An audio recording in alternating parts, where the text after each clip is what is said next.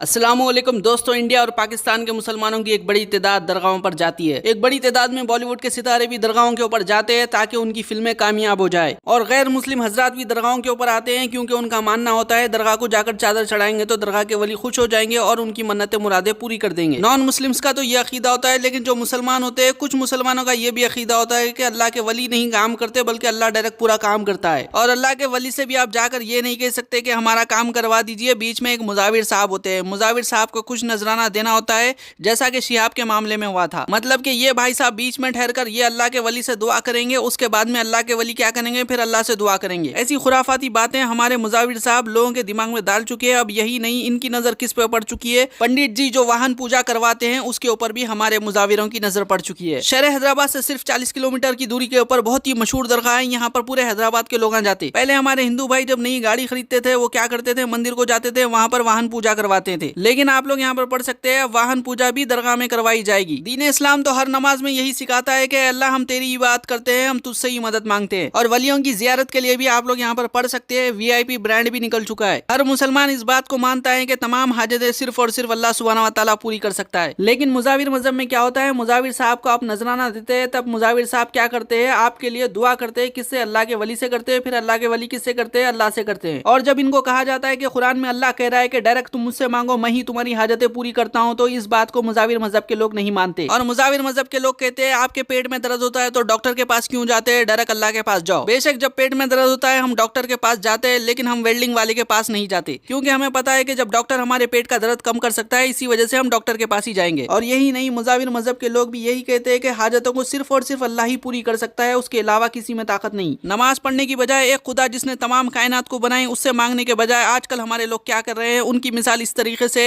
उनके पेट में दर्द हो रहा है तो वो लोग वेल्डिंग वाले के पास जा रहे हैं। हम तो ये कह रहे हैं कि भाई वेल्डिंग वाला आपका इलाज ही नहीं कर सकता क्योंकि उसके पास ये काबिलियत ही नहीं है। हम तो कह रहे हैं कि डॉक्टर आपकी हाजत पूरी करेगा, डॉक्टर के पास जाइए। लेकिन ऐसा लगता है कि कुछ लोगों का ईमान नहीं है कि अल्लाह तमाम चीजें पूरी कर सकता है। इन लोगों का ईमान भी इसी तरीके से है जिस तरह के बॉलीवुड के सितारों का ईमान है। अब जो पंडित जी का काम है वो भी काम अगर दरगाह के मुजाविर करेंगे तो पंडित जी कहाँ पर जाएंगे। और अगर हमारे नॉन मुस्लिम भाइयों को पता चलेगा कि इस तरह के दरगाह के मुजाविर हरकतें कर रहे हैं तो वो लोग क्या सोचेंगे। जहांगीर पीर दरगाह का टेंडर कॉल किया गया।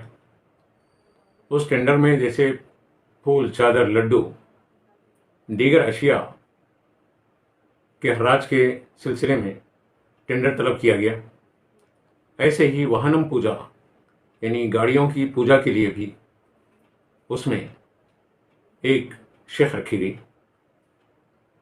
बहुत ही शर्म की बात है, दरगाहों पर मुजाविरों ने अपनी कमाई के लिए किस कदर कमजोरी का मुजाहरा किया वो सब तो जानते ही हैं।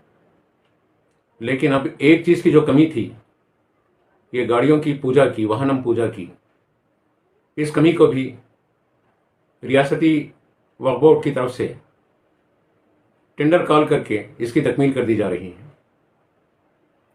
यहाँ काबिल गौर बात यह है कि औलिया अल्लाह ने हमारे सरों को बुतों के सामने से हटाकर काबे के सामने झुका दिया था। हमारे सरों को औलिया अल्लाह ने अल्लाह के लिए सर्वसजूद होने का तरीक़ा सिखाया था। मुजाविरों ने ख़बरों पर तो सजदे सिखा दिए, अब ख़बरों पर वाहनम पूजा भी होगी। हमारा मानना है कि जो पंडित जी के हक की कमाई है वो दरगाह के मुजाविरों को नहीं जानी चाहिए। अगर सुरेश चौहान के जैसे लोग अगर अखबार पढ़ लेंगे, जो टेंडर है वो देख लेंगे, तो आप सोच सकते हैं किस तरह से